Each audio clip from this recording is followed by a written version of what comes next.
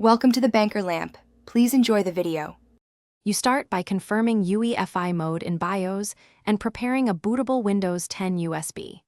Once done, disable Legacy or CSM and set USB as first boot device. Make sure BitLocker or other encryption is suspended. That avoids access issues. If you can, note partitions and drive letters now so you won't guess later. You're not wasting time. These steps let recovery tools work correctly and prevent accidental data loss when you repair the boot environment.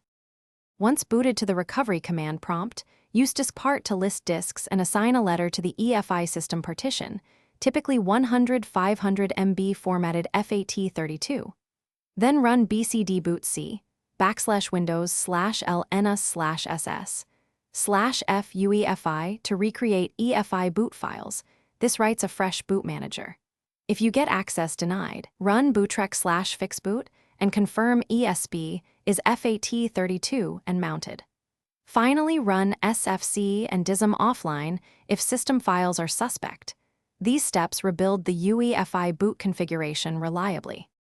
You finish by rebooting into Uefi firmware and ensuring Windows Boot Manager is the first boot entry. This prioritizes the new EFI files you created.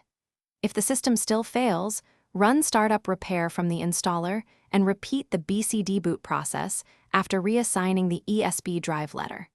Make sure to re-enable BitLocker only after a successful boot. If problems persist, use another PC to recreate the USB installer or mount the ESB with a Linux Live USB. Thanks for watching. If this was helpful, leave a like and consider subscribing. See you next time.